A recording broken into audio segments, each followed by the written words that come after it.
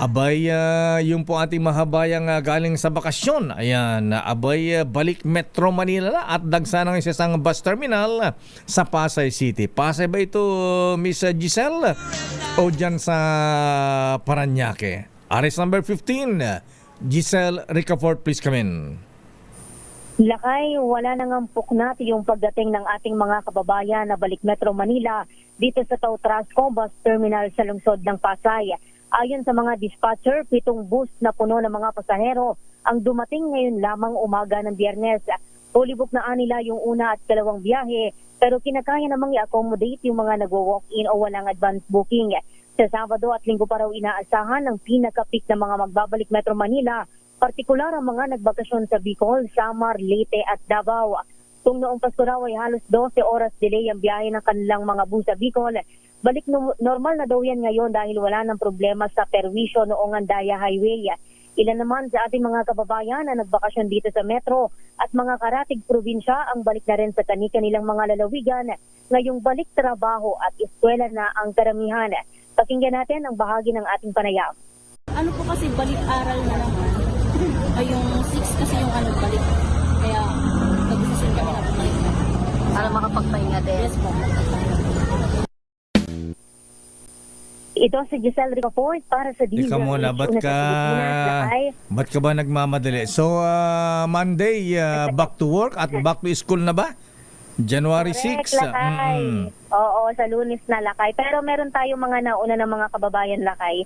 Yung mga nakapanayam natin, yung mga naunang umuwi dito sa Metro Manila, kailangan na rin nilang bumalik sa trabaho ngayong linggo.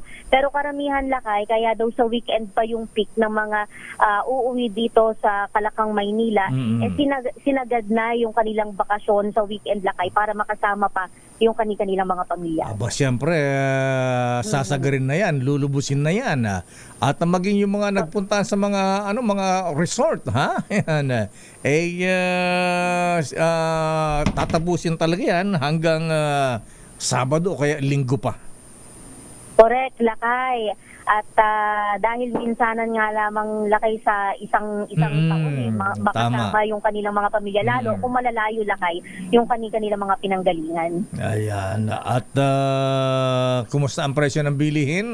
Abay, nagtaas nga daw ba ang presyo ng gulay, Miss Giselle?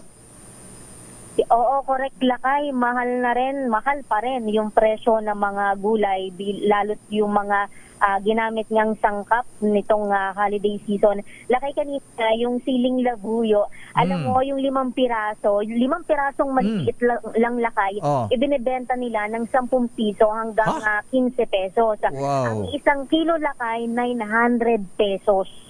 900 pesos, Lakay. Pero bago pumatak itong Disyembre, Lakay, kung hindi ako nagkakamali, meron ka pang mabibili niya na nasa 300, mahal na nga yun noon. Pero siyempre, after holidays, kain na ng mga lechon na matataba, ayan, at matatamis. Ang gusto natin mahabay ngayon ay gulay. Magkano na ang presyo ng utong kabatiti? Ayan, ampalaya, talong. Lakay, si Edniel ang nag-monitor ng gulay kanina. Ang binantayan ko. Ang binantayan ko naman, Lakay, yung mga isda kagaya ng dalagang bukid, galunggong. Oo, Lakay, yung dalagang bukid, mahal pa rin sa 300 hanggang 350 pesos. Yung galunggong naman nakapako sa 280 pesos. Mahal pa rin yan, Lakay. Ang binabanggit nila, kagaya ng karne ng baboy at ng baka, sumipa rin naman daw yung demand nitong nakalipas na Pasko at Bagong Taon. Pero asahan na rin daw na unti-unting bababa yung presyuhan sa mga susunod na araw, ganitong tapos na yung holiday season. Okay, maraming salamat, Miss Giselle, Miss Dalagang Bukid. Salamat, Lakay. Ito si Giselle Ricafort para sa DZRH, una sa Pilipinas, una sa Pilipino. Damdamin.